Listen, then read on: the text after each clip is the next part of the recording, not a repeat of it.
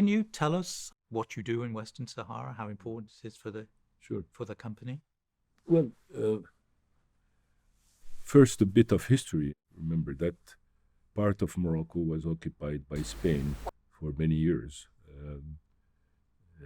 And the Spanish government had created a corporation called Fosbukra in Western Sahara to exploit the ore. Okay, so when Morocco reclaimed its territory, OCP took 65% shares of that company. Spanish government, the entity from the Spanish government remained 35% shareholder, and then we bought this 35% in the early 2000s. Okay, so historically, bizarrely, that operation was only criticized when we took it over. But this is I had to say this. But nevertheless, to put again things in perspective, because if you unfortunately look at the literature, even a recent book written on phosphate, the majority of documents would claim that the majority of the phosphate reserves of Morocco are in Western Sahara, what they call Western Sahara. That's not the case. Okay, it's only 2% of the reserves. The main phosphate deposits are in the north of Morocco, and that's not even our figure. This is, a U.S. Geological Survey figure, IFDC. Many institutions, have this figure of 2%.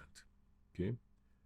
Now, what is because this is not recognized by the UN as Moroccan territory yet, it is, I think the technical term, it is a non-self-governing territory, and there are standards for exploiting natural resources, UN standards for exploiting natural resources in these territories that we are observing very, very closely.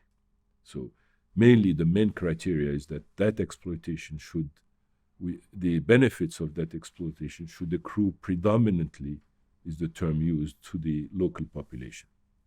In our case, it's not even predominantly, it's entirely, because it's a separate subsidiary, has a separate account. There's no dividends or no earnings that move to they're all reinjected in the company and in the region.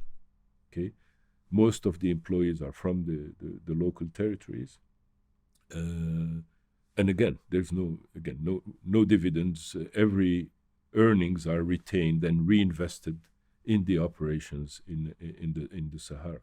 So this is we know the world is not going to take our word for it. So there is almost a yearly audit by an internationally recognized audit firm of these operations to certify the claims I just said. There are legal white papers that we're fully compliant with the international standards in that operation.